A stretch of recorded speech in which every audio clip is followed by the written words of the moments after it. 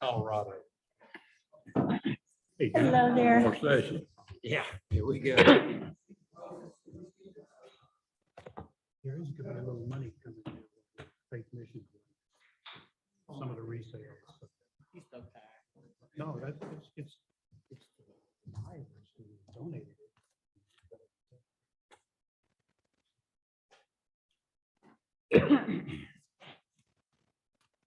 Okay, I'd like to go ahead and call the meeting to order.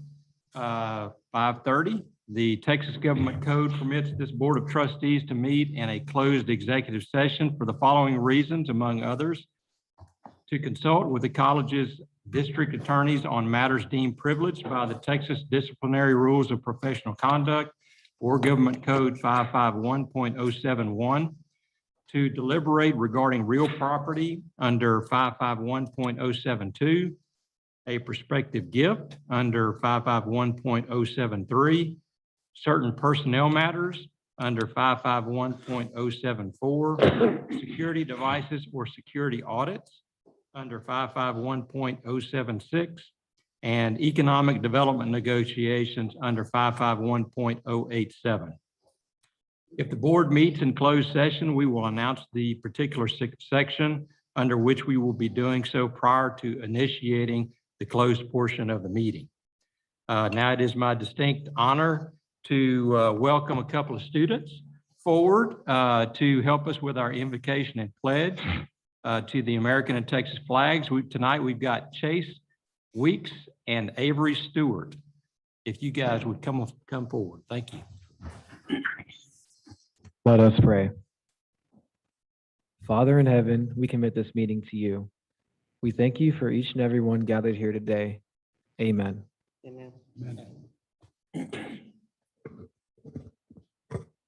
I pledge allegiance to the flag of the United States of America and to the republic for which it stands, one nation, under God, indivisible, with liberty and justice for all. Honor the Texas flag. I pledge allegiance to thee, Texas, one state, under God, one and indivisible. Thanks, guys. By the way, these two young men are resident hall, what do you call them? Assistants. And I know that is not an easy job. Both of them freshmen, so give them a hand for what they do.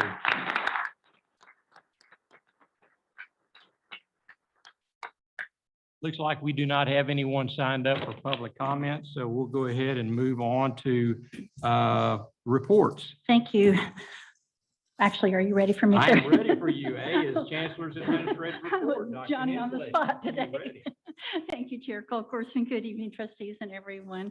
Let's talk about the fall semester. As you know, trustees, the fall semester began on Monday, August the 30th, and we were so pleased to welcome our students back on all 5 of our campuses. Now, regular operations are completely underway for all of our campus activities, including athletics and band and choir and music and all of our student organizations. Now, you may recall that this semester we're continuing to offer courses in various modalities, including traditional face-to-face courses and also classes that incorporate some sort of online component to it. And in addition to all the events that are taking place throughout this semester, we do plan to host an in-person commencement ceremony at 6 p.m. Thursday, December the 16th at the Brazos Exposition Center.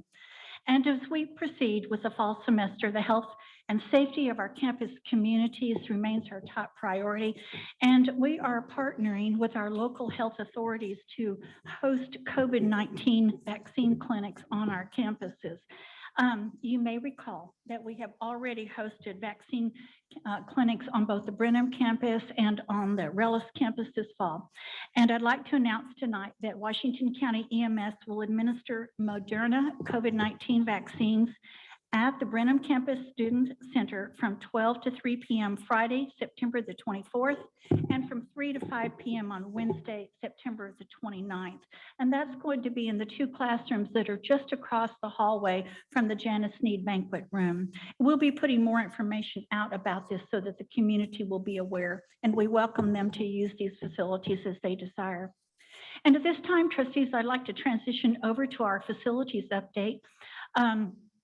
These are our following construction projects. At the Brenham campus, the P3 student housing facility, the site work operations are approximately 80% complete, with concrete flat work, irrigation, and landscaping work still in progress.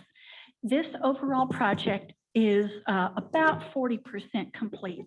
The steel stairs in Building B have been completed, and the mechanical, electrical, and plumbing rough-ins have begun in both buildings. This project remains on schedule for substantial completion in June 22 and final completion then next August, less than a year away. And at Leroy Dreyer Field, I'd like to tell you about this one. Blinn had received an initial guaranteed maximum price. We call that GMP. So we had received that price from the construction manager at risk, and it came in above what the board had approved at the meeting in May. So our facilities planning and construction department is working with the architect now and construction manager at risk to revise the plan so that it can align within the project budget. And we do anticipate presenting the final guaranteed maximum price to you trustees at the October board meeting so that we can stay on schedule with this one. This project is scheduled for completion next September 2022. And now over to Old Main. At the Old Main building, Blinn has received an initial GMP for the HVAC system upgrades. The administration has worked with the facilities planning and construction department and the architect and construction manager at risk to revise the renovation plan. The HVAC system upgrades now, trustees, are not coming out of institutional funds. These costs will be paid from our Higher Education Emergency Relief Funds, commonly known as HERF funds. And an action item regarding this particular authorization is on tonight's agenda. And now let's go over to the RELLIS building. At the RELLIS Campus Administration Building, the exterior framing and sheathing are in progress. The interior framing is underway on the first floor, and mechanical, electrical, and plumbing rough-in are in progress on the first and second floors. The site work for the new parking lot is in progress, and the furniture, fixtures, and equipment and audiovisual plans are being finalized right now for pricing and approval later this fall. That will come to you. This facility also, trustees, is on schedule and is scheduled to open next fall of 2022. And with that, trustees, thank you so very much for this time tonight, and I'll return the podium back to Chair Colhurst. Okay, thank you so much. The next item on our agenda is the presentation of the financial statement package for the period ended August 31st, 2021, and I believe Mr. Richard Cervantes has got that part.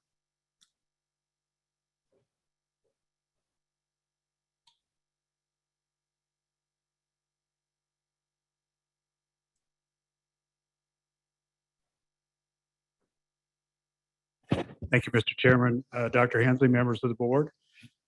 We are in our 12th month, all the way through the fiscal year. So we're at 100%. This report is going to be through the end of August. Our revenue through the end of August is $133.6 million. Our expenses are a little shy of $99 million, but still leaves us probably a historical number, $35 million to the good.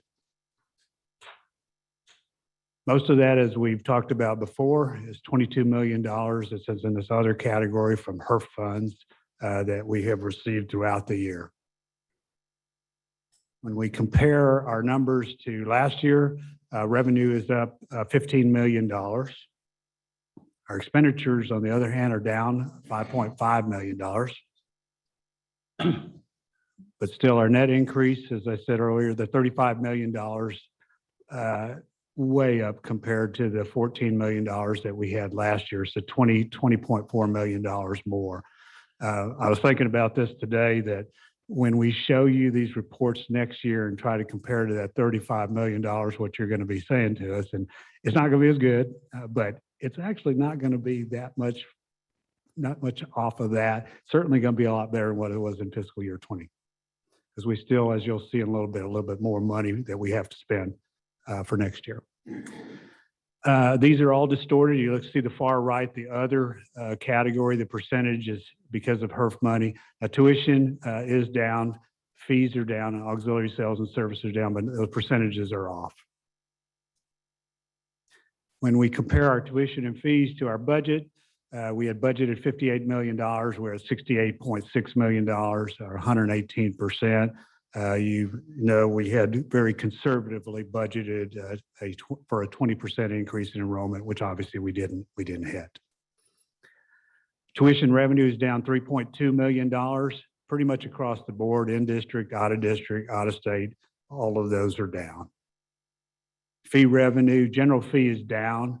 So overall, we're $434,000. General fee is down, the biggest part of it, but it's been offset by the lab fees, which have, or course fees that have gone up, as well as workforce is a little bit up. Our housing and food service revenue, our two largest auxiliaries, we had budgeted $9.4 million. We're down quite a bit there. $7.3 million that we've actually realized through the end of the year, 78%. This shows $2.4 million across the board for all the auxiliaries are down, bookstores down, parking's down. Our total expenses, as I said earlier, are also down $5.5 million compared to last year. We still have debt service because of the issuance of the 2019 and the 2020 bonds that are up $2.7 million. But our E&G expenses, our travel, our consumables, utilities, I think are on there too, are all down, $4.2 million. Oh, I did want to go back. So you see that R&R expense, that's a big part of it too. You can see in fiscal year 21, zero, because we budgeted all of that out of reserve. So that's a big part of this too. This shows those variances. Keeping an eye at $5.5 million, where this is coming from. Salaries and wages is at 73%. And a lot of these are down, the travel's down, the consumables are down, utilities are down a little bit. When we compare these to last year, you can see the middle area, the R&R, where we budget zero, it has an impact on overall. And so I'm hopeful that next year that we'll be able to move up to salaries and benefits that ends up pretty close to 71%. When we look at the operating expense comparison by function, this is without our debt service and without our R&R, $4.7 million. The biggest one is we're down in some of our personnel expense, certainly on the instruction on the academic side. And then those travel and consumables are impacting these areas too. On the far right, auxiliaries, we had less students here, so we had less to feed. And so some of those expenses ended up coming down too. Our cash and refunds in August, almost $10 million that we received through the month. The largest part is the far right, student payments, almost $10 million, a small amount that we received from the Department of Ed at the top, $82,000, and we issued refunds of $161,000. Our other cash receipts in August totaled up $5.4 million. One of the larger ones is state appropriations, as usual, 2.3, but we drew down some bonds. Bond fund drawdowns, almost $3 million because of all the construction activity. We paid ourselves back. The use of cash in August is $11.4 million payroll, $4.7 million. There's that construction that I was talking about, the far left, $3 million, and then accounts payable, $3.7 million. So in summary, almost $10 million in cash that we received from students, $5.4 million that we received from other sources. We used 11.4. We came out to the plus for the month of August of $3.9 million. We took some of the bank or some of the money that was in the bank that we accumulated through the month, as well as that 3.9, and put it in investments, put it in the state investment pools. Our unrestricted cash, I said earlier, is one of the highest that one of the highest that we've seen, $126 million. We had anticipated back in April that it would end up $121 million. We were very conservative. Obviously, went way over that. On the far right, bottom far right, that blue, the Blinn blue, you'll see the funding available for new projects, $47 million. We've maintained all the money and the different reserves that we have out there and the funds that we have available for current projects. We do intend to replenish the $2 million that we took out of the capital projects and deferred maintenance that we use for R&R. Our higher ed, our HERF funds, Higher Education Emergency Relief Funds, this shows the awards at the top and the amounts that we've expended on the bottom. You can see that we still have quite a bit left. On the student award side, you'll see in a little bit that we've started to, or we're going to start using those at the end of, or in September. So the next month, when we show you this report, the student awards will probably almost all be gone. The institutional funds, we've just begun to apply some of that. So and the institutional strengthening also. So there's the $70.4 million that we've received and how we've distributed. At the very top, you see the direct student awards of 14.1. And the far right, you see $17 million that's left. And what I'm telling you is next in September, when we show you this report, that $17 million is going to come down almost to zero. They might have $1 million or so left. I don't know. Institutional funds will probably still be there. We'll start applying some of that lost revenue to some of those. So that's going to, but that's the amount of money, that's almost $17 million that's available for institutional funds that's going to go into next year, that hopefully, if we do it right, that will end up on the bottom line. So I'm thinking we'll be comparable to this year, but we're still going to be down. Stand for any questions, Mr. Chairman. Anyone have any questions? Doesn't look like it. Thank you so much. Thank you. Okay, next on the agenda is going to be the institutional enrollment report for the fall 2021 semester. Dr. Becky McBride.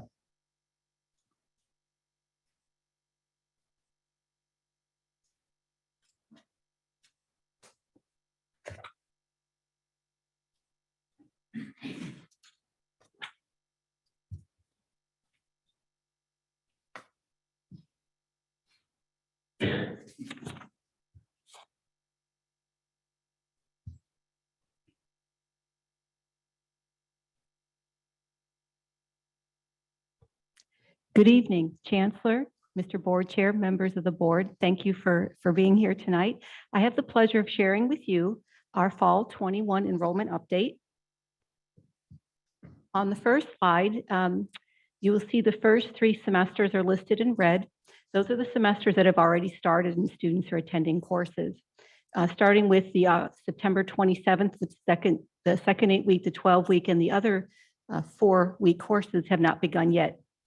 So our enrollment is continuing to increase in those classes. On this slide, you can see the parts of term. We have where the red line is drawn from the left to the right, those courses have begun.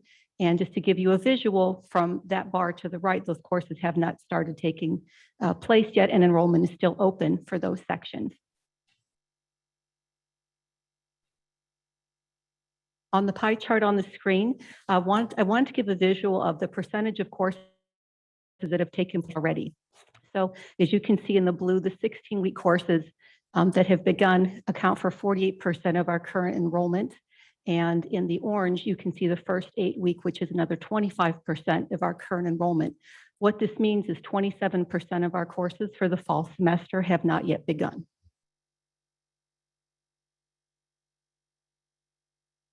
On this slide, we have the enrollment headcount by campus, which includes our late start terms from 2017 until the present. And please note the star for the column of 2021 that those courses are still in progress for their enrollment.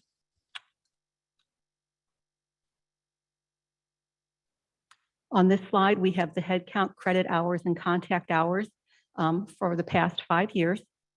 And again, please note in 2021, we are still enrolling courses for 27% of our total enrollment. Takeaways from the presentation, as I mentioned, we're still enrolling students in a great deal of our courses. And we'll be speaking to you later this semester with our final numbers. Any questions? Would you mind pulling that back up again?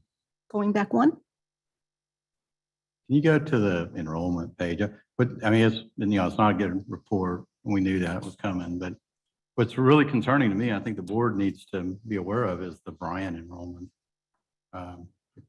Continue to drop. And if my math is right, if you look at Bryan and RELLIS, we're down to about 8893 now. And I was looking back this morning, back about 7 or 8 years ago, we were at 13.5 in Brazos County. So but that's like a 30% decrease in enrollment in Brazos County. Any thoughts about that or any plans to address that?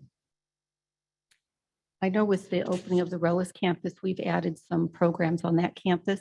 I mean, I'm combining the RELLIS and the Bryan campus together here. Together. I know, as I said, the past 2 years, we've seen an obvious decline on many of the campuses due to the pandemic. And the other thing that I consider as well is I know A&M had an increase in their freshman class this year, over 700 students, which that impacts us as well, obviously. Yeah, Combination right. of You some know, that's events. true. Yeah. Yeah, I have heard that some of the colleges have made admissions a little bit easier so that kids are getting in that maybe normally wouldn't get in. They would come to Blinn because enrollment has been down at some of the bigger institutions. Is that true? I've heard that. We also reached out to TACRO to get a handle on our partners to see how they were doing. And it was all over the board. Some institutions were up by a few students and some were down by over 10%. So I think everyone's suffering right now with their enrollment. That's the handle I have. Mr. Chairman, Yes. is there any particular course of study that's being impacted more than another, or is it pretty much the same level of decrease across all courses? Maya and Dr. Busicki would be the one, I believe, who could give the best response to that, to be honest. But I know we did see an increase in our developmental courses this year. Students were struggling with what had happened with them in high school the last year. So we've seen a large increase in developmental courses for math and English. We've had an increase with those courses. If I may jump in, this is Marcelo Busicki. And Dr. McBride is right. There was a significant increase in our developmental courses. The courses that are paired with English 1301, which is the developmental English, and the education 1300 are, I would say, 40 and 50 something % higher than we had at the beginning of the semester and that we had expected. The assumption at this point, still to be confirmed, is that it is very possible that the students might have had a very difficult last year of high school. Therefore, they're not succeeding in the TSIA test, and therefore they're coming to our developmental courses. That puts the other courses that depend on reading and math ready at a disadvantage. I was looking at the numbers, for example, for the science courses, and they are considerably lower. What the expectation, and this is just my expectation and the direction that I will discuss with the deans, is that we should expect in the spring semester that once this wave of developmental students are transitioned to the full college ready status, then those courses would possibly pick up considerably the enrollment. Therefore, in terms of planning for enrollment, I expect that we need to focus on those courses for the spring 2022. In answer perhaps to one of the questions about the Bryan campus, it seems to me that the idea that we had was to maintain that campus at a lower enrollment. Therefore, I'm not sure if there is any new programs that we are currently developing in this campus, because the idea was that the campus was too big for the numbers that the space that we had available. So those are my observations in this discussion. Thank you. Thank you, Dr. Busicki. Mr. Cervantes.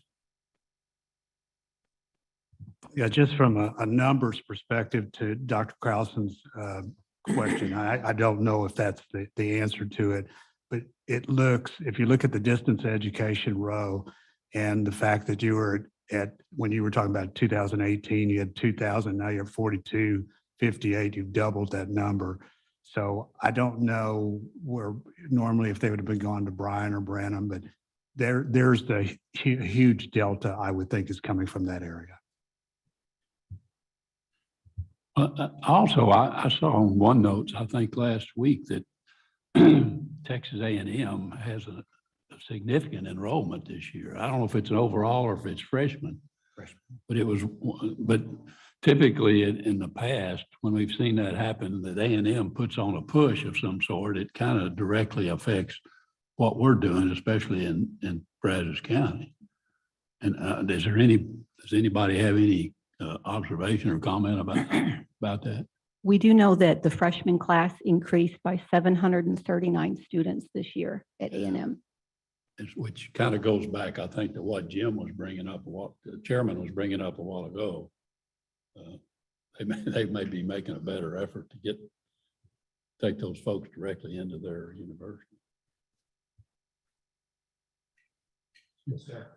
Just another question I don't expect an answer, but it came to my mind is, have we done any research to determine if this drop in enrollment is maybe coming from any specific geographic areas that we normally are pulling from to determine possibly if we need to enhance our recruiting efforts there, or anything else of that nature?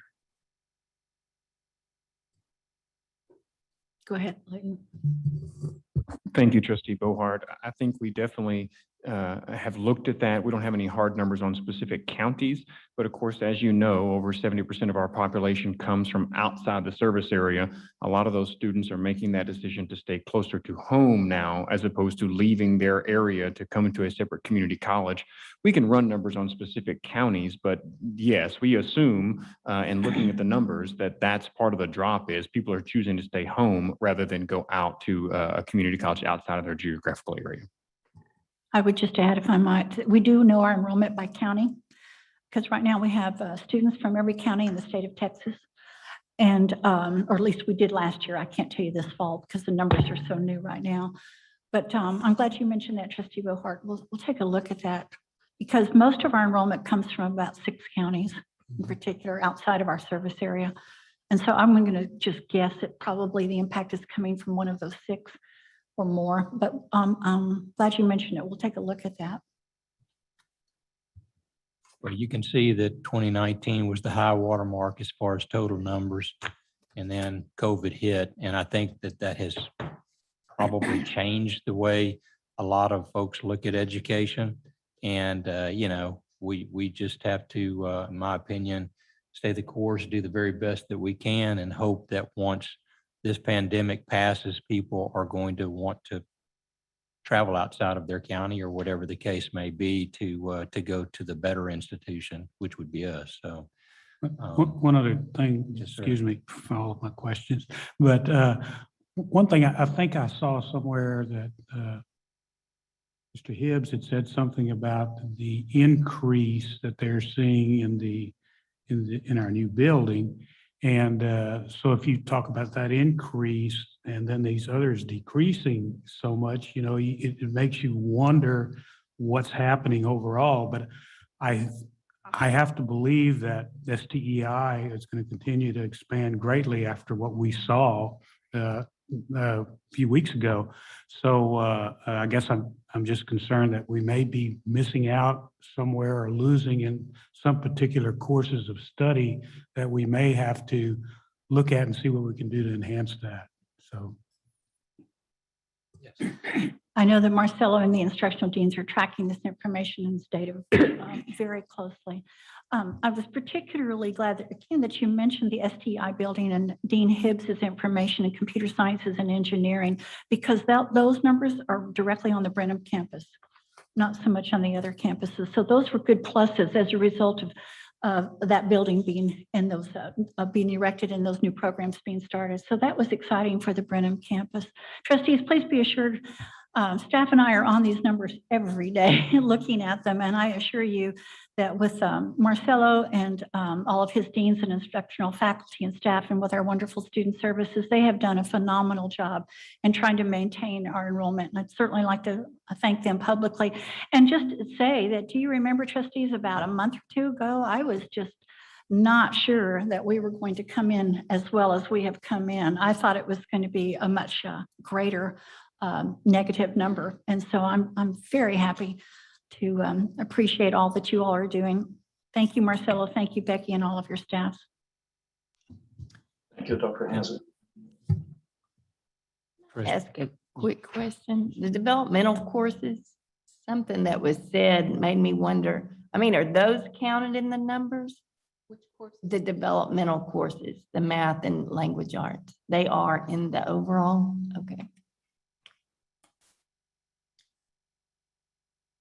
Dennis, I share your concern about that Bryan campus, and I think that, you know, what Marcelo said in regards to, you know, maybe reducing some of the things that we offer there, I think that makes it that much more important that we continue to work on that campus and enhance what we have on that campus, because I think 9,300 students is kind of the number that we're shooting for on that campus. So we've got we got 3,000 students we can still put on there. Exactly. About 9,500 is our working number right now for that campus. Exactly. Okay, any other questions? Good discussion. Thank you so much. Next on the agenda is the Blinn Brenham Housing Report for the fall 2021 semester. And Dr. McBride, you're going to handle that one too. All right. Thank you so much. All right, on the screen, we have our fall 2021 housing numbers based on the beds of 1675. One thing I wanted to note is a few of the buildings, and you'll see it on the next slide. We were hoping to fill all of the buildings this fall. That's number one. We wanted to fill every single building. But as we got into August, we came to the realization that wasn't going to happen. So we were very conservative with our placement. And in two of the halls, we did not place students in order to be conservative. We also have an apartment building we're also using for quarantine as needed. So that's why there aren't any students listed in that building as well. This is the second half of our numbers for this fall. And the differences between this fall and last fall, we had fewer beds last fall. Just as a reminder, 5 of our buildings, we had moved to single occupancy in the rooms to accommodate for the pandemic. So we haven't changed any buildings. We just have added the beds back into our count. So just wanted to clarify that. We're at 75% occupancy right now. And we've leased more beds than last year. So that's a good sign as well. We have some students returning to us. And we're continuing to take students for the 12-week and the 8-week courses. We still have beds available for them. Are there any questions on the housing numbers? Yeah, I'll start out again. If you'll go back, I guess the numbers aren't good, but The ones that concern me are those halls that we're planning on closing when the new dorm comes on board, like, well, you can see there, there's Solon's and some of the older dorms, they're all at a real high fill rate, whereas some of the other ones are not. And what I'm concerned about is once we take those off the list of beds, are those students going to be able to pay for the more expensive beds? And I know that's something you really can't answer, but I just think it's something the board needs to be concerned about. Do you think that that is why those halls are so filled? Price point? Well, two of the buildings that Rather we than didn't doing use are the lowest price point. We couldn't fill them.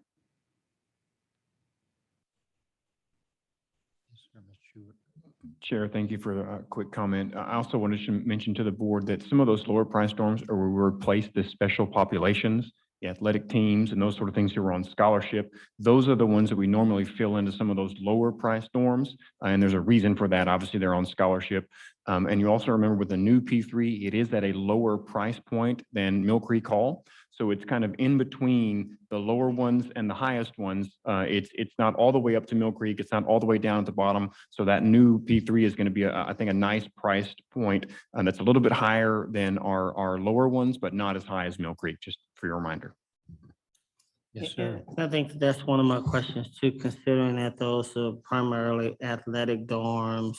When we shift to the more expensive dorms, like Dr. Carlson said, and how does that affect the scholarship for the athlete? Does that cost get passed back on to the athlete, student athlete? Or do we increase the scholarship dynamic to be able to do that if we're taking these offline? So that's just a thought that I think we need to think about. I have just a quick question on, like on the Wheeler and, what's the other, Melcher, and those are typically filled, are they not? And are they, is that a repair problem, or is that just that we don't have the numbers to fill? We don't have the numbers to fill. They're all fully operational. Yes, sir. Mr. Beauhart. I have a question. I just noticed that Blinn College Park Apartments, building number 5 is not occupied at all. Do we take the opportunity when these entire complexes are not being housed to do any improvements or repairs or anything else of that nature? Because it's a perfect time to do that kind of thing is when there's nobody there. So it's just a question. Sorry, Richard. Oh, no problem. Thank you, Mr. Board. Actually, we're having those discussions right now. Okay. And if there's a way to consolidate some more and take advantage of that. We have a lot of them lined up for projects in the summer. If we can get some of those projects out this fall, it just helps us. Okay. Yes, sir. We're looking at. Okay, thank you. Any other questions regarding housing? Which one of the apartments is for the quarantine students? Is it 3 or 5? Building 5? Oh, it is 5. Okay, so they couldn't do it. But then building 3 only has 2 persons in it? Correct.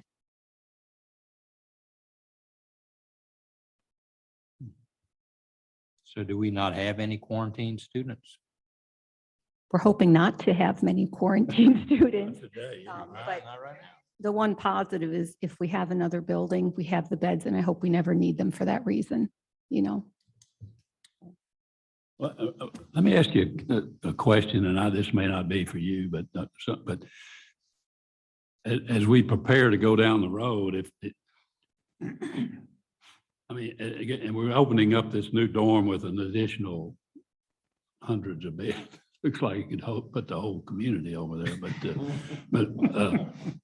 my question is, obviously, we don't want to have a handful of dorms with just half full or 15. I mean, are we do we have a plan where we're just going to start putting these things, I mean, you know, maximizing the dorms that we have? If we have too many, we need to not be paying utilities and all that. Is that I mean, is that a? Richard, you may want to come forward, but the short answer, trustee Mosher, is yes, we do have a plan for a kind of in the queue of which dorms need to come offline and which students will move likely to which other facilities as we take them offline. And manage the cost that Mhm. that Dennis was talking about. I Right. mean, And you'll recall in our master plan too, that we were going to knock some down and then leave them as green spaces. But Richard, would you go and respond? Yes, ma'am. We've got a list where we've prioritized the dorms or student housing facilities on what needs to be remodeled and salvaged and what's on our master plan list for eventual tear down. And so that's certainly in our works. And Dr. McBride can also talk about the special pop as we work our plan together on how we need to allow for different salvage different dorms, keep different dorms active for the special pops, and gender also plays a role in that as well on how they're dispersed. So there's several factors to go into that, but yes, sir, we are working on that. Okay, any other questions? Thank you so much. Thank you. You bet. We'll move on to the next item on our agenda, which is the presentation of the legislative summary for the 87th Texas Legislative Session. Mr. Leighton Schubert is going to give that. Thank you, Mr. Chairman. Dr. Hensley, Board of Trustees, great to be before you to talk about the 87th regular session. We have big caveats on this one because obviously they are currently in special session. They're in their third special session that started yesterday. So what I'm about to tell you will be the results of the regular session, and we can come and talk later about special session changes or items that need to be addressed from that. I always find this interesting at the end of the regular sessions to just give some statistics on bills. Just the sheer number of bills that were filed in this session. So they had 6,927 bills filed in the 87th session. 1,073 of those passed, which is actually down from the session before. They had almost 7,400 bills filed last session. So they filed a substantially less number of bills this session than they did before. Part of that, I think, was by design. As you know, trustees, we always go forward with the legislative package that we work with our TAC partners and other community college partners. And I want to just give some summaries of a couple of those changes or items that have resulted from the legislative session that I think you guys would find interesting. The first is always funding. That's sort of always the main goal we're looking at. How can we continue and grow the state funding that we receive? Just as you know, there are three main sources of funding for community colleges: tuition and fees, state appropriations, and property tax. I'm going to break down the state appropriation side a little bit further. Just generally speaking, the community colleges overall really saw no increase in funding from the legislature this time versus the last biennium. The legislature, what they did was they shifted funds around into the different buckets. And here are the three different buckets that the state appropriations break down. I know you guys know this just for follow-up information. So you've got your core funding, which every institution, every community college receives a flat amount of core funding from the state every year, each biennium. The second one, you have contact hours, which of course is related to a number of contact hours that we have. And third are the success points, which are certain items that are noted in the legislature. You get points for those successes. So in the core funding, in looking at all 50 community colleges, that remained flat. That's $68 million total for the biennium, or $1.36 million per year per college. Contact hours. The legislature did a very interesting thing with contact hours. They de-emphasized contact hour funding this session, and they moved $86.5 million that were in contact hour funding last session to success points for this session. So remember I said earlier, there was no new money. They just shifted around into the buckets. So there was an $86.5 million drop in the contact hour overall funding that was shifted over to success points. And so of course, success points overall saw a huge increase. They increased by that $86.5 million. The last session, the success points were $202.50 per point. That is now $253.65 per point. By far the highest that's ever been per point. And we'll talk about some changes with the weights of those success points. Not every success point is equally weighted. And I'll tell you about some of the changes that were done when we get to the Blinn specific dollars. I do want to note this. Of the 50 community colleges, 24 of them saw a reduction in their state appropriations this session. Half saw a reduction in the appropriations that they received from the state. And I want to give that information to you and then talk about the positives that Blinn saw this session. We're very fortunate to have great partners with Senator Colcourse and Representative Lamont and all the other representatives and senators that represent our service area. And I want to just trumpet that because this is some very exciting news about what happened with the increases in our appropriations this time. So total funding for Blinn last biennium was 48.9 million. We now have 50.7. So that's an increase right across the top of those dollars. It's an overall increase of 1.7, roughly 3.5% increase overall. But I'm going to break that down to you by source. The core stayed the same, 1.36 million. Contact hours obviously saw a decrease because I mentioned to you earlier, $86.5 million went out of that 9.5% reduction for all community colleges. But here's success points. Our total funding for success points is almost $11 million, which is an increase of $3.17 million from last biennium alone. Part of that is twofold. As you remember last session, we had a change in the definition of a transfer to include our co-enrollment programs. That language has stayed in the budget, which has always helped us to increase our success points funding. But the other thing that the legislature did this year was they changed some of the weights. Transfer success point was weighted at 2.0 per point. It is now a full 3.0 weight per point. That's a huge increase for transfers. And just to remember, we have the highest number of co-enrollment students in any of the community college. So that helps with our transfer numbers. Critical fields was increased from 2.25 points to 3.25. I was looking back at our increase in success points over the last two sessions. In the 86th session, last session, we saw an increase in success points of $2.25 million from the 85th session to the 86th session. If you tack on the increase of $3.17 million over this biennium, you're looking at north of $5 million increase in success points to Blinn College over the last two sessions. That's a huge increase in just success points alone. And that's attributable to the language we got in about the transfer students, but also the weights that have been changed for this time. So while 24 colleges saw a reduction in their enrollment, Blinn is one of those that did not see that reduction. And we're seeing that pay off in our innovative programs that the legislature is very active and very aware of, and they're funding those programs. Want to look over at some workforce items. You heard me talk about the TRUE initiative. This is an initiative that was worked on from TAC and several community and then all the community colleges. It focused on accelerated workforce programs and certificates in those high demand skills and trades. So it's trying to focus the resources on those sort of particular certificates and trades. And that bill was passed. However, the funding that we were looking for was not passed with that bill. So they had a bill, but they had no funding to fund that bill. And so what they're looking at doing is they're looking at coming into what's now the end of the third special session and looking at some of the GEAR funding. There's $16.5 billion of federal GEAR funds that are going to be distributed.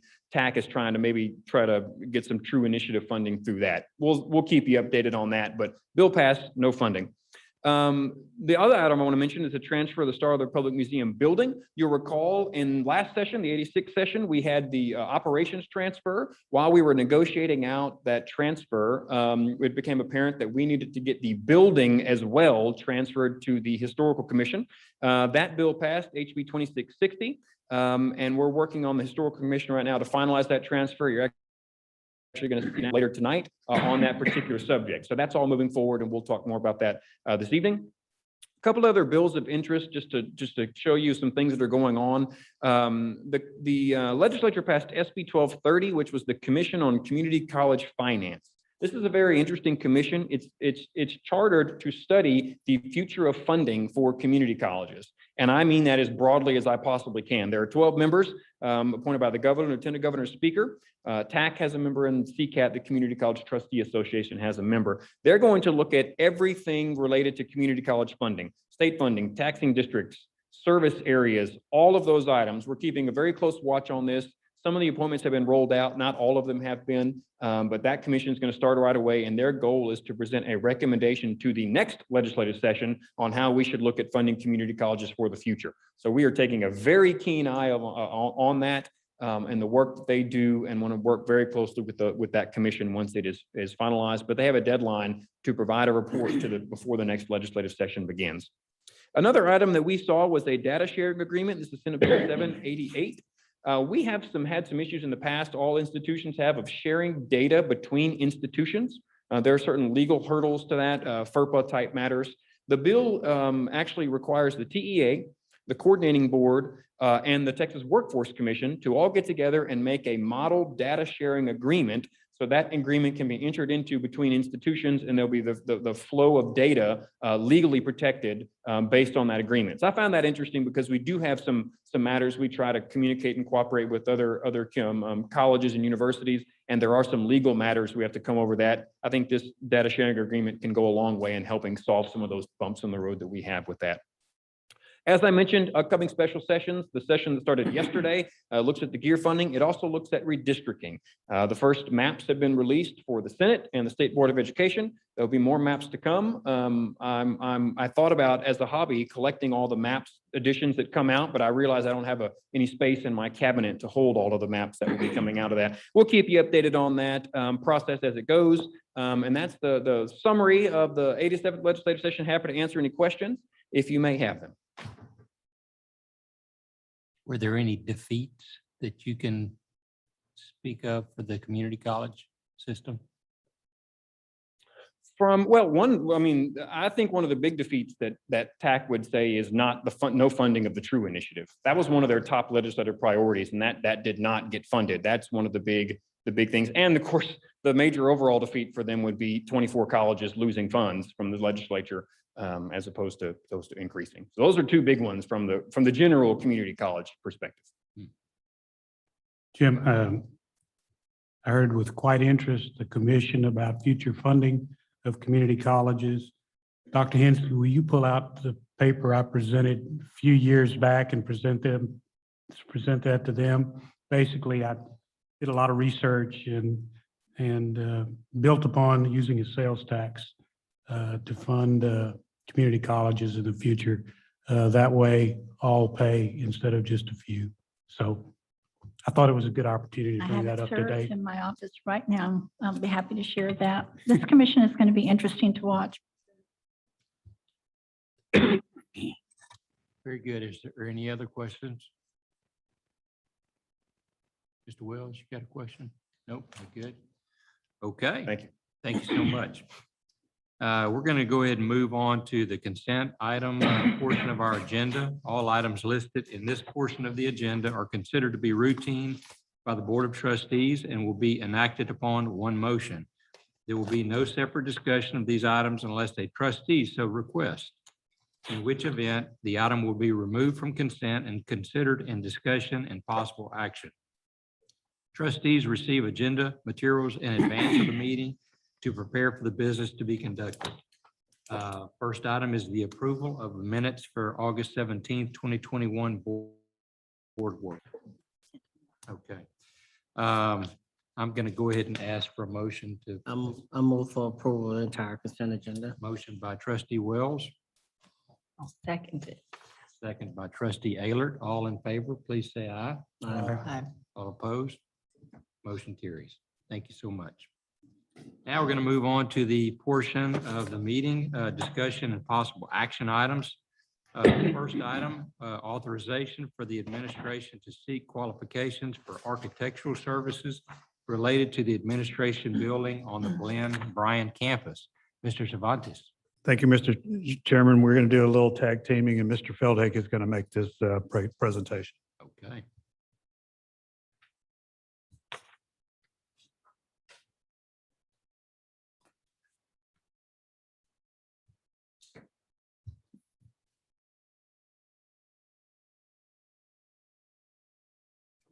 Good evening, Chairman Colcourse, Dr. Hensley, members of the board.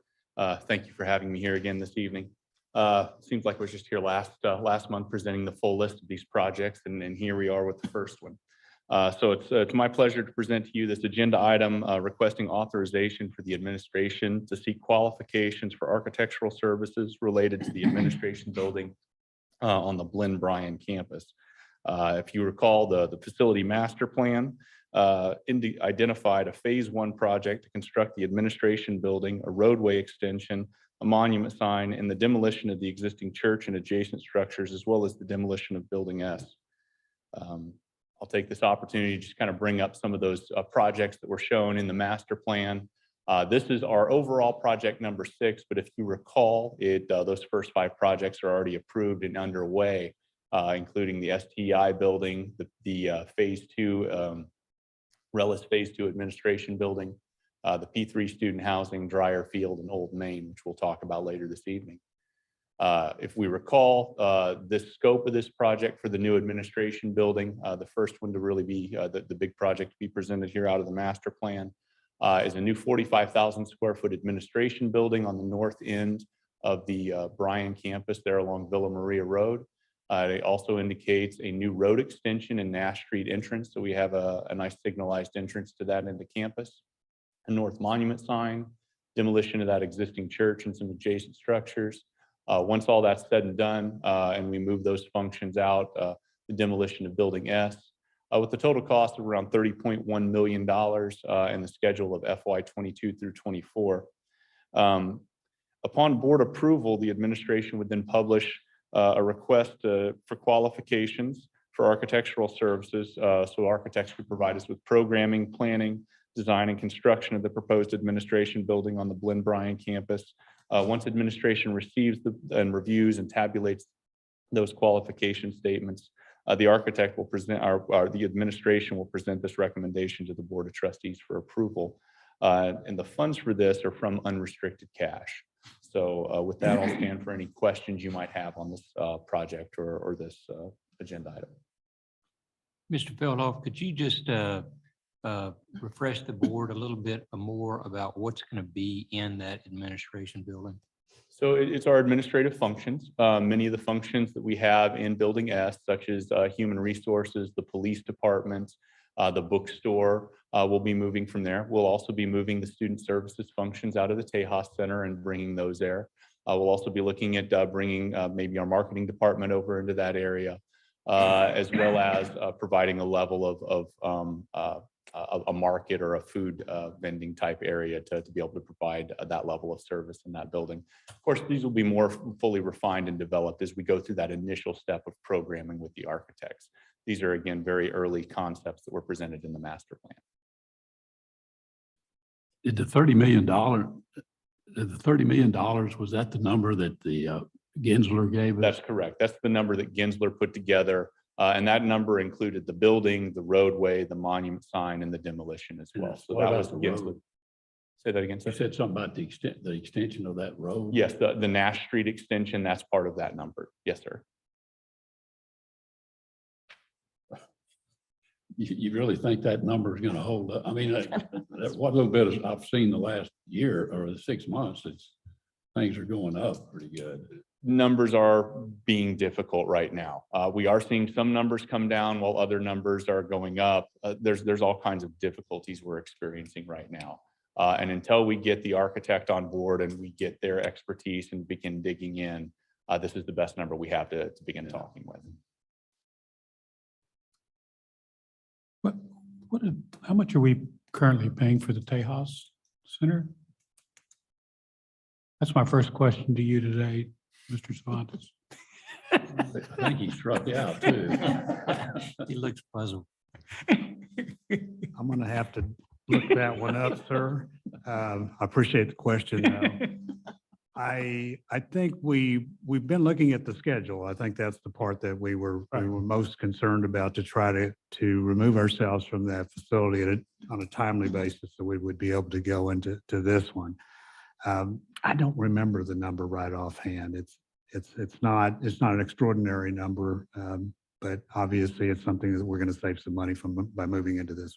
The reason I was asking you is if they know there's an opportunity to increase it because you could be leaving anyway, it can easily happen. That's what I was saying. So. One other thing that this project, just as a reminder to the board, it creates another safe ingress egress area into the campus, reduces some of the constriction of traffic at the existing entrance. So it really gives us an opportunity to put a nice face to that area and give the students a safer ingress egress into the campus area.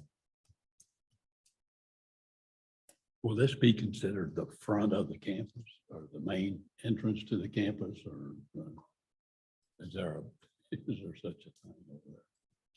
If you're coming in from the north, it would be, absolutely. And I think this is, as Trustee Chair Colcourse just said, where that S is on Villa Maria, that is just heavily, heavily congested. And so that's also where you come into the main part of the building through all of that parking lot. So where Mark is, if you'll put your cursor there on the 6th and then that new road right through there, it's just to the right of that, which would be north and to the east is the freeway.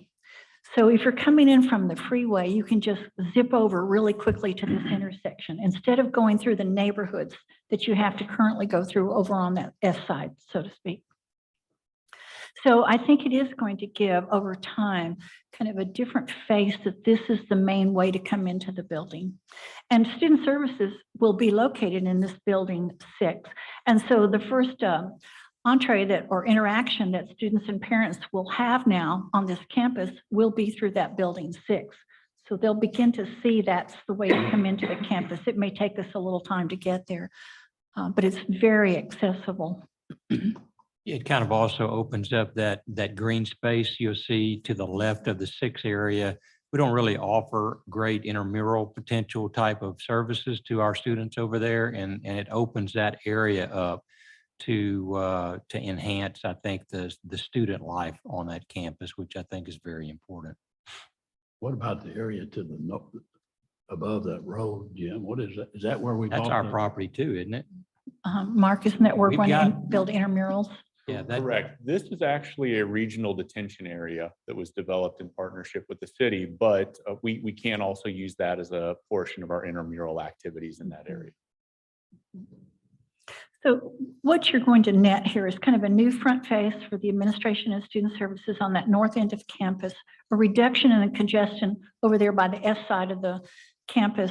And then that inner core that you see in the middle is really going to be, if you're taking a class, if you're teaching or taking a class, that's where you go. Otherwise, you don't need to really go there.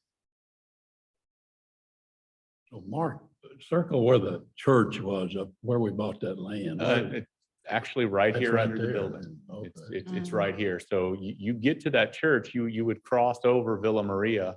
This is a T intersection. Yeah. This is actually the parking lot and the entryway to the church. The church is, I guess, probably located right here, partially under the building, partially under this new parking lot.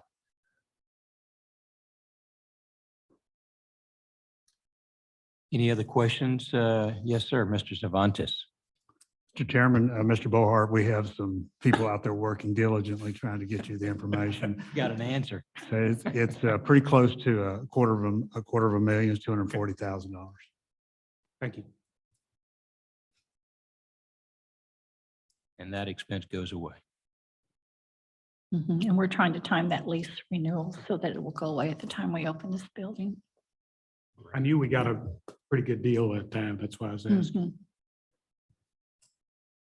Mr. Chairman, I make a motion that the board authorize the administration to seek qualifications for architectural services related to the administration building on the Blinn Bryan campus. Trustee Mosier makes a motion. Looking for a I'll second. second that motion. Trustee Krausen makes a second. Any further discussion? All in favor, please say aye. Aye. All opposed? Motion carries. Thank Thank you. Next on the agenda is authorization for the administration to seek qualifications for engineering services related to College Avenue Street and sidewalk realignment on the Brenham campus. Mr. Cervantes. Thank you, Mr. Chairman. Mr. O'Malley is going to make this presentation. Sir. Thank you, Chair Colcourse, Dr. Hensley, members of the board. Thank y'all for, Mark, you got me set up already, didn't you? Good. Okay, proud to be here tonight. This project too was identified in our master plan. It's actually number 7 on that list that Mark just went down, so I won't repeat the other 6 that we already have some part underway, but this is the College Avenue realignment and sidewalk project. I think the next slide that Mark showed in our presentation last month on the implementation plan identifies this 3-block area that we're looking at in College Avenue from Green to Blinn Boulevard. We want to do a better job of aligning it with the existing streets in the adjacent to College Avenue. We also want to remove the retaining wall that I think that we've drove past forever, that's right adjacent to the roadway. We want to offset that back and add some sidewalking there that would complete Spencer Block, if you will, when we move the retaining wall back and add the sidewalk and add some additional lighting. And the project will also include, through the realignment process, we're also going to look at, have a little traffic study done to see if there's any intersection signaling that we need to do at Green and College, at Prairie Lee and College, and 5th and Prairie Lee. Just to see what the impact of the new SDI building, the impact of the P3 building, to make sure we've have taken into account all the different car interactions, pedestrian interactions in those areas to make sure we've got a safe environment for our students. And so that's what this project is going to consist of. The schedule for the project is from the fall of 21 through the fall of 22. So we start right now with this authorization. We'll get an engineer on board, and then we will hopefully be completed by the fall of 22. I feel comfortable with what we've talked about tonight and what we're committed to do and what we're committed to spend on the project. But I do want to have a conversation with both the state and the city to talk about any other improvements that they might want to take advantage of with this project being under construction. And so I want to be a little bit, I don't want to be set in stone that by fall of 22, we're finished with this project if we've involved those other 2 governmental entities. I just want you to be aware of that tonight. So the project will be funded from unrestricted cash. We've got $1,090,000 budgeted in the project. And with this authorization, we'll move forward with getting qualification statements from an engineering firm and bring you back a recommendation in November. Happy to answer any questions. Well, I've already gotten so many compliments about just what we've done so far. Has made such an improvement, so I cannot wait to see how this is going to make that whole 3-block area kind of the face to our campus look. Any other questions, guys? I have one question, Richard or Dr. Hensley. Are we going to touch the Spencer Field part, or is that going to be done separately, or how will we? This project will look at in the corner of College and Prairie Lee Street, where we have the retaining wall. We'll be making some drastic grade and elevation changes in that area. That will affect the track when we do that, when we offset that retaining wall. So yes, there will be some modifications done in the Spencer Field area as well. But for the next couple of years, our athletic team is still going to be using that as a practice field. So we've got to maintain that as a green space and a playable surface as well. So it'll be a combination of how we affect it there at the intersection and what we need to obviously maintain for our future use with our athletic teams. I've heard a lot of good comments about what the beautification around the field and so forth. And so I hope we continue on. Obviously, those old bleachers were pretty ugly because everybody sure seems to be happy they're gone. Probably me most of all. Well, and this is kind of like phase 1 to Mr. Mosier's question or point. You know, if we eventually then in this latter part of phase 1, beginning of phase 2, look at moving athletics over into that 30 acres, that's when we'll be able to really finish Spencer Field in the way that I think you all envision and we do too. If there's no other questions, I would entertain a motion.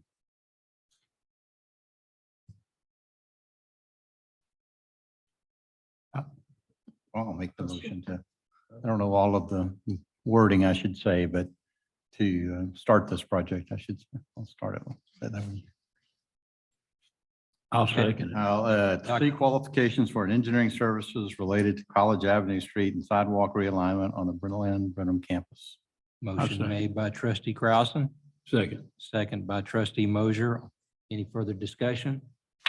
All in favor, please say aye. Aye. All opposed? Motion carries. Thank you. Thank y'all very much.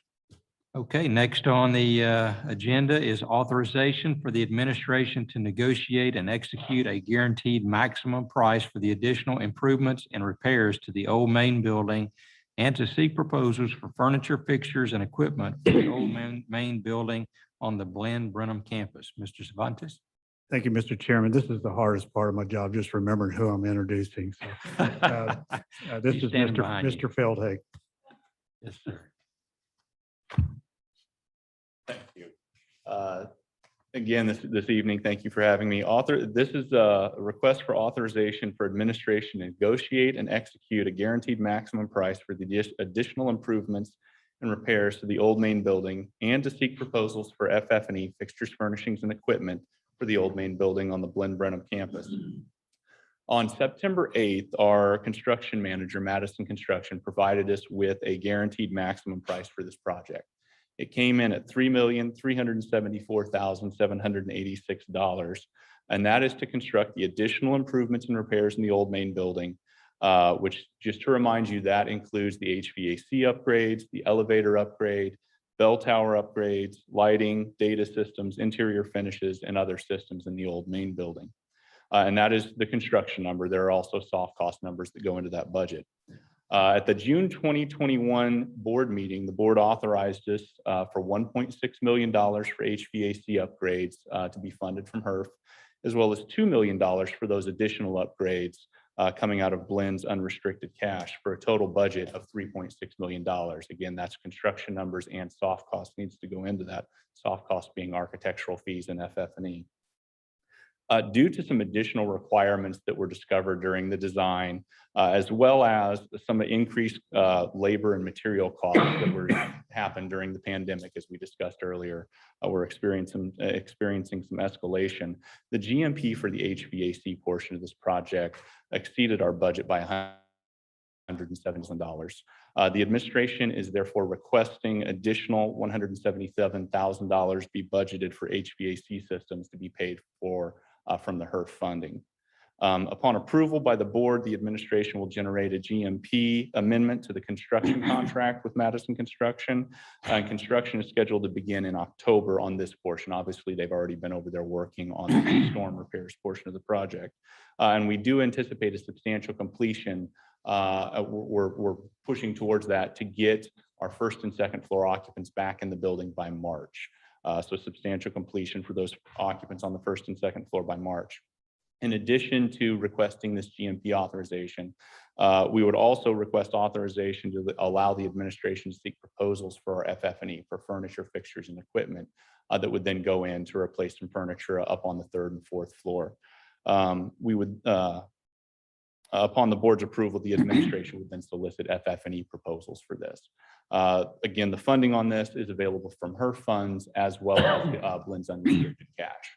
So if you have any questions on that, I would be more than happy to answer those questions. I apologize, I didn't flip through the slides. I think we saw it last month. So just for clarification, we'd already discussed and approved a $3.6 million budget. And so is this amount just 177,000 more than what we Correct. initially thought? Okay. Because that 3.6 million needs to cover the GMP and soft costs, where we've hired the architect and we still have budgeted to purchase some FF&E for the project. So we need $177,000 more. And as we broke down that number from our construction manager, it's strictly in the HERF area. It's in the HVAC portion. Okay. Yes, sir. I remember when we went through the window replacement over there and the historical commission approvals. Is there anything in this project that is going to require historical commission approvals? We are in conversation with the historical commission, and they have actually been a wonderful partner on this project. There have been no issues that have come up. So we are in the process of getting their approvals and doing that documentation. It's been working very well, sir. Good. Any other questions? I would entertain a motion. Mr. Chairman, I move that we authorize the administration to negotiate and execute a guaranteed maximum price for the additional improvements or repairs to the old main building and to seek proposals for furniture, fixtures, and equipment for the old main building on the Blinn Brenham campus. Motion made by trustee Bohart, I'm going to say second made by trustee Aylert. Any other discussion? I do have a question, though. Do we need to include anything in here about that additional $170,000? Yes, as mentioned in the agenda item, that would be part of the guaranteed maximum price negotiation and execution, but it is being noted that we are asking for 177,000 additional in HERF funds. All in favor, please say aye. Aye. All opposed? Motion carries. Thank you. Okay, next item on the agenda is authorization for the administration to seek qualifications for engineering services related to chiller replacement and building automation upgrades on the Blinn Bryan campus. Thank you. Thank you, Mr. Chairman. To be efficient, Mr. O'Malley is going to make this presentation and also the next one. All right. Stop the ping pong ball. Thank you.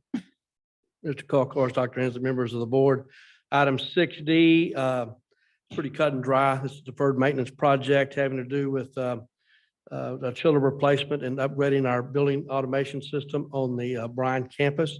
This will allow us to seek qualifications from engineering firms for the design and construction phase services for that project.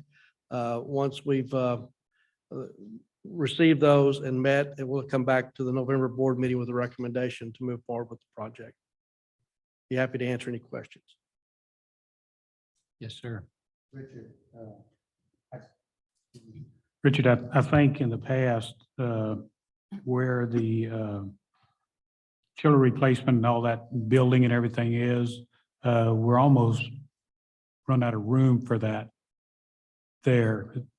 So is there going to be an expansion of that in any way? First question. Second question is this needed before construction of the administration building? Because I'm assuming it will have to service that new 45,000 square feet. Great questions. The existing 6 buildings are the only buildings on the chill water system on the Bryan campus. And so, and it's serviced by the 3 chillers that we have there now. And so this is just a strictly replacement for that and for those 6 buildings. There is space. Another thing that we want to do with this consultant when we get them on board is look at our central plant, the physical plant area, if you will, in a more comprehensive way so that we could do some planning of how we want to develop that plant area in the future.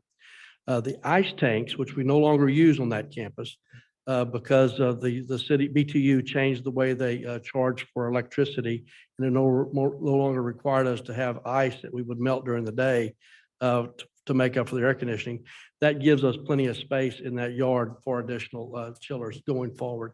And so that'll be a part of this as well, how we want to plan out in the future with any building expansions that we do through the master plan. We're debating the new administration building now on how we think we should serve that in the future. It's not, there's not a lot of adjacencies to our existing plant.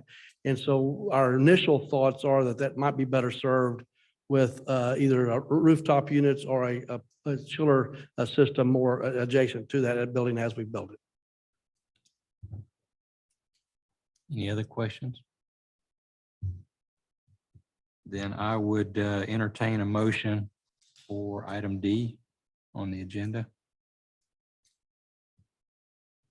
Move that we authorize authorization for the administration to seek qualifications for engineering services related to the chiller replacement and building automation upgrades on Blinn Bryan campus.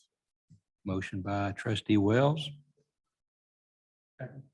Second by trustee Bohart. Any other discussion or further discussion or questions? If not, all in favor, please say aye. Aye. All opposed? Motion carries. Thank you so much. Next item on the agenda is authorization for the administration to seek qualifications for architectural services related to interior upgrades and access control upgrades on the Blinn Bryan campus. Yes, sir. Thanks again, sir. This item 2 is a some deferred maintenance that we need to take place on the Bryan campus. We've been doing interior upgrades for the last 3 years. This is a continuation of those projects. We've looked at building A and building G over the last 3 years with some improvements. I don't know that we've identified the exact building that these interior upgrades will go in yet. But with our new facilities director on board, we plan to have a kind of a pre-programming meeting in the next couple of weeks to decide which of the buildings it will be. And the second part of this is our access control. We are making every attempt we can to convert all of our buildings to an access control system. Bryan has one for all the exterior doors in the main 6 buildings, but it's a very antiquated and outdated system that's no longer supported and it's very hard to find replacement parts for. So we want to transition the Bryan campus into what we have at RELLIS and what we're introducing here on the Brenham campus, which is an open option system. And so it's a 2-part project, one interior upgrades and the second part being the access control. Are we looking for are you going to be getting someone to help us figure out what the budget would be for this? Or do you guys already have an idea? Sorry, yes, sir. We've got $800,000 budgeted for this project. That's historical information that we have based on other access control projects we've done and interior upgrade projects that we've done is where that number came from. Okay. Any questions? Again, enhancement of the Bryan campus, which I think is a very important thing that we continue to work on doing. So, Mr. Chairman, yes, sir. I make a motion that the board authorize the administration to seek qualifications for architectural services related to interior upgrades and access control upgrades for the Blinn Bryan campus. Motion by trustee Mosier. Second by trustee Krausen. Any further questions or discussion? Hearing none. All in favor, please say aye. Aye. All opposed? Motion carries. Thank y'all very Richard. much. Appreciate it. Yes, sir. Okay, I think that we are going to now take a break before we go into executive session. In accordance with 551.071, 551.072, and 551.074. Do we have any idea how long do we want to take? We're going to take a 5-minute break and then we will come back in to announce the time now. It is at 6:52 p.m.